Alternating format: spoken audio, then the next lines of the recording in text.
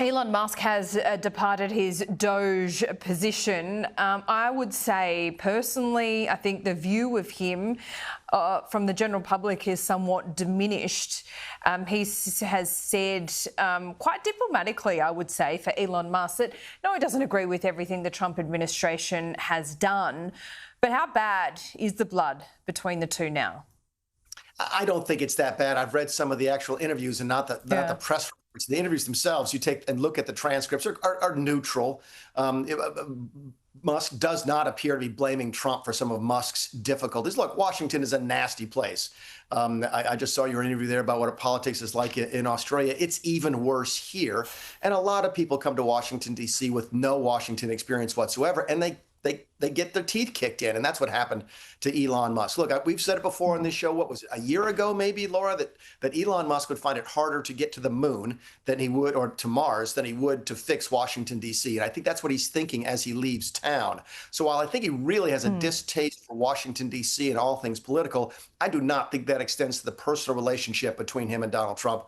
They can't afford to be enemies with each other. Musk needs conservative voters to buy Teslas. And Trump needs Musk to treat him nicely on X and Twitter. Yeah, okay, so it's a mutually assured destruction or not. But what he was tasked to do and what the big promise was from both Elon Musk and Donald Trump is that he was going to find some $2 trillion worth of waste. Did he get anywhere near close to that? No, he was never going to get that. He'd be lucky to find $100 billion here or there. My guess is at the end of the day, they'll find roughly zero savings from what Elon actually did. And that was built into the system, Laura.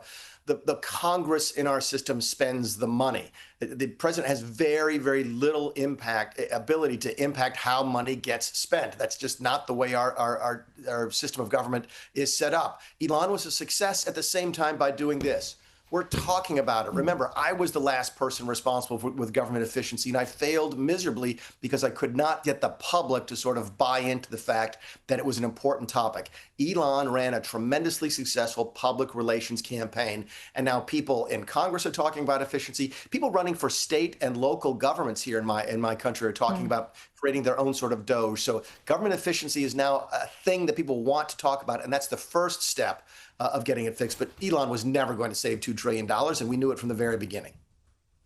Yeah, we did. So, okay, so Donald Trump with these tariffs and the court back and forth, what happens now? Because we've got to keep in mind, I think, what we're trying to interpret here is the KPI. Donald Trump wants to bring more money back into the US. He wants to re-energise the United States' industrial base, but that's just not happening.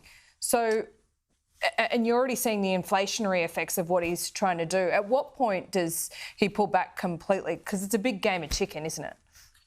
Actually, the inflation numbers that came out in the last couple of days were actually pretty good. They're still trending down. There's expectations that eventually these tariffs will hit the pricing, hit consumer prices, but it hasn't happened yet. I think you should watch something else. I really do.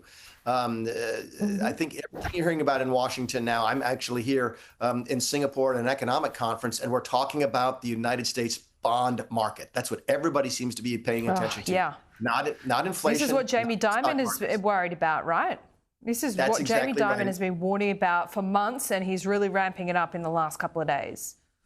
Gary Cohn spoke on this topic. He was a former national economic advisor. The former Treasury Secretary Steve Mnuchin has talked about it. I've talked about it. Paul Ryan, the former Speaker of the House and Budget Committee Chairman, is talking about it. There's a lot of tension right now in the United States bond markets.